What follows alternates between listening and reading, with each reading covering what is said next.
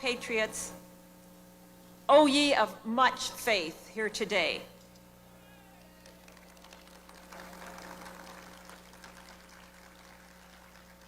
Welcome to the pregame activities, and thank you so much for being here today at the Women in Military Service to America Memorial Foundation groundbreaking.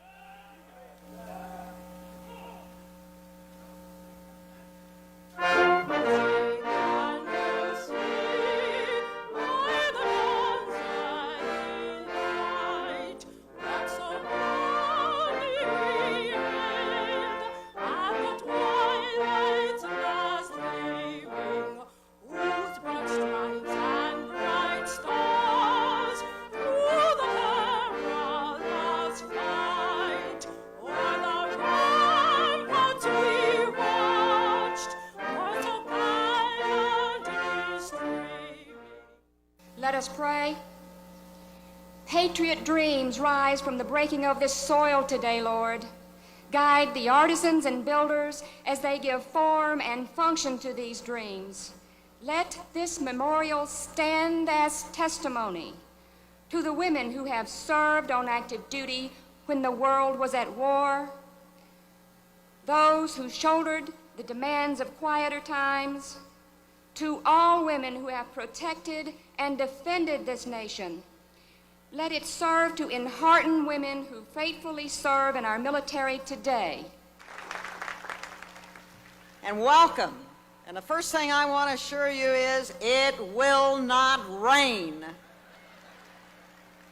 On behalf of the Board of Directors of the Women in Military Service Memorial Foundation, welcome to this historic, groundbreaking, and great day for everyone who has supported this memorial. This is the largest gathering of military women and women veterans whose service spans the time from World War I through today that there has ever been.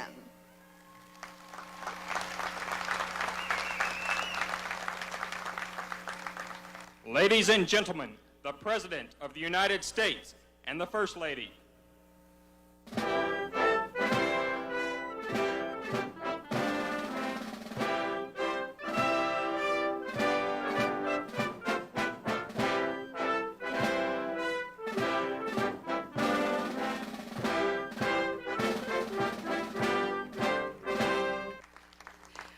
I am thrilled and delighted to be with all of you on this historic occasion.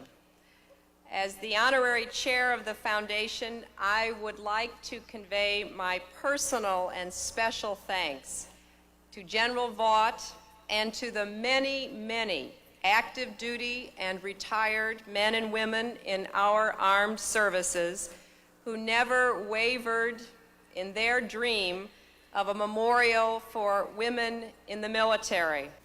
In 1918, my high school graduation gift from my father, a Spanish-American war veteran, was a trip to Washington, D.C. I was 17 years old. The most exciting part of my visit was seeing some women in uniform. I said, "Oh, that's for me." Soon as I returned to New York, I went straight to the Navy recruiting office and signed up. My entry was slightly delayed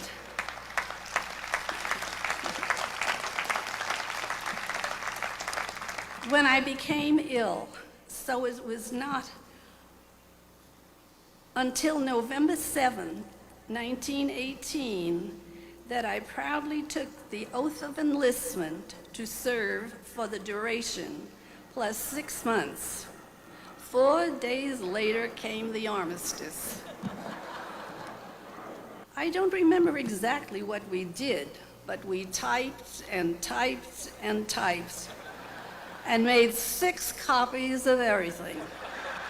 50 years ago, the women who served in World War II wrote the first chapter in the history of women in the military. More than 200,000 women served in that war, at home and overseas. They served in Europe, in North Africa, and the Far East. They island hopped in the Pacific, strafed by Japanese planes. They served in England under the buzz bombs, the V-1s and V-2s. The quality of their work is on record in the number of unit citations, Purple Hearts, Bronze Stars, and Legions of Merit that were awarded them. Today, former patients still inquire about that special nurse who gave them care in a hospital or in the ship, on the ship, or in a plane, the one that they remembered through the years. Soon, they will be able to come to the memorial on this site, find her name in the registry, and perhaps see her photo. And for a moment, they will recall her smile, the tender touch of her hands, her soothing voice of encouragement, or her loud cry of, "Hang in there, you're going to make it." We acknowledge all minority women in uniform, both present in this audience and not present. You are the strength of our success. You represent the patchwork quilt of diversity which is America: race, creed, color, and ethnicity. This memorial salutes the vision, strength, dedication, and leadership of women in uniform. It will serve as a source of great pride to all and should be a stimulus to all to emulate the leadership of minority women in uniform, past, present, and future. To all the remarkable service women who surround me here, out in the audience and on the podium, let me say to all of you, thank you for your service to America. We are all proud to be here to break ground on a memorial that will recognize a contribution that you have made far beyond the call of duty. Women have been in our service, as has been said, since George Washington's troops fought for independence, clothing and feeding our troops and binding their wounds. They were in the struggle to preserve the Union as cooks and tailors, couriers and scouts, even as spies and saboteurs. Some were so determined to fight for what they believed that they masqueraded as men and took up arms. Women were there during the 2 world wars, and slowly our military establishment that for decades had sought to limit women's roles brought them in to serve as WACs and WAVES, SPARs and WASPs, and women Marines. In our nation's shipyards and factories, women helped to build democracy's arsenals. From the beaches of Normandy to the Pacific Islands, they endured bombs, torpedoes, disease, deprivation to support our fighting forces. Despite this history of bravery and accomplishment, for very much too long, women were treated as second-class soldiers. They could give their lives for liberty, but they couldn't give orders to men. They could heal the wounded and hold the dying, but they could not dream of holding the highest ranks. They could take on the toughest assignments, but they could not take up arms.